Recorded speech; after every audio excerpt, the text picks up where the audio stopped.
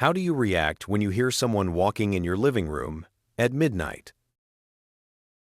That's where my story begins.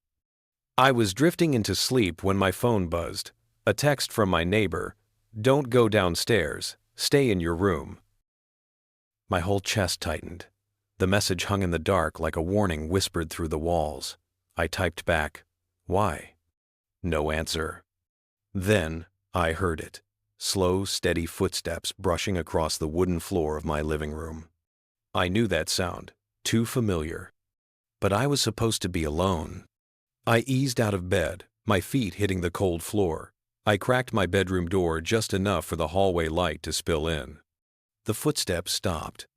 Silence pressed itself against the walls, heavy and watching. I didn't call out. I didn't breathe loud. I just stood there listening, calculating.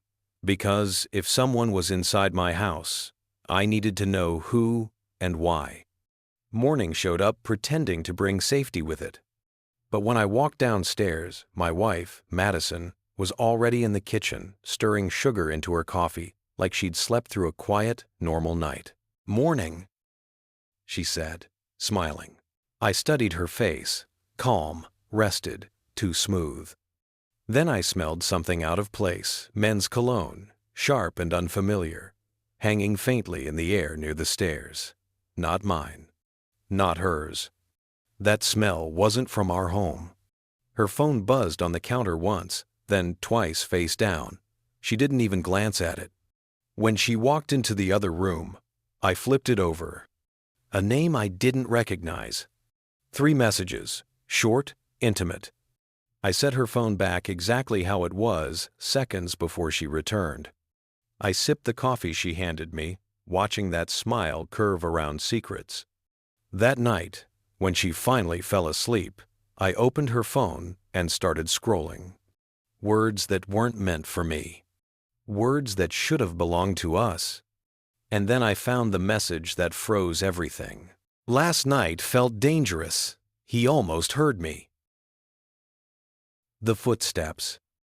The cologne. The neighbor's warning. I didn't confront her. Not yet.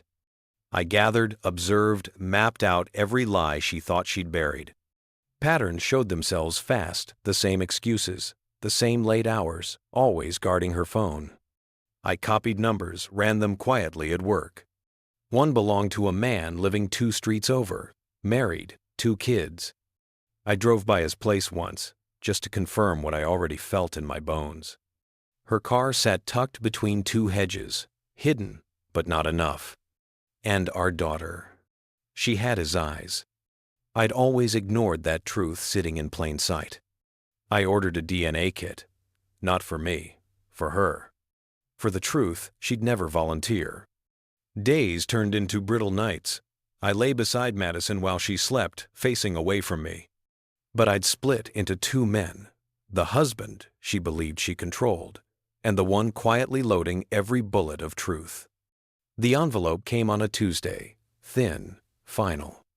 I opened it slowly, delaying the blow even though I already knew what was waiting. It didn't soften anything. Our daughter wasn't mine. I stared at the numbers until they stopped meaning anything, until the house around me blurred out of focus. That night at dinner, I placed the envelope in front of her. "What's this?" "Open it." She tried to smile, but her mouth shook. Her fingers trembled as she unfolded the paper.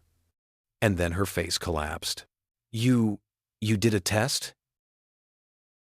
"Yes." She broke instantly. Apologies spilled everywhere. Begging, explaining, sobbing into her hands. I didn't move, didn't shout, didn't cry. I waited. When her voice finally cracked into silence, I leaned forward. "I know about him, the man 2 streets over. I know where you've been." She froze. She hadn't expected precision. She hadn't expected I'd been ahead of her the entire time. I slid my wedding ring onto the table. Cold, final. "You wanted a secret life," I said softly. "Now you can have it all to yourself." Her whole face broke. She reached for me instinctively, but I pushed my chair back. Calm, detached. "I'm not going to ruin you publicly," I said. "That would be mercy compared to what's coming." Her breath hitched. Terror replaced guilt. And that was enough. I didn't move out immediately. I stayed, slept in the same bed, ate at the same table. Silence turned into a blade. She never knew what I'd do next, or what I'd already done. Every day she withered apologies, melting into paranoia, paranoia into fear, fear into the kind of desperation you can't fake. By the time I finally left weeks later, she was already a ghost of herself. Sometimes revenge isn't fire. Sometimes it's ice.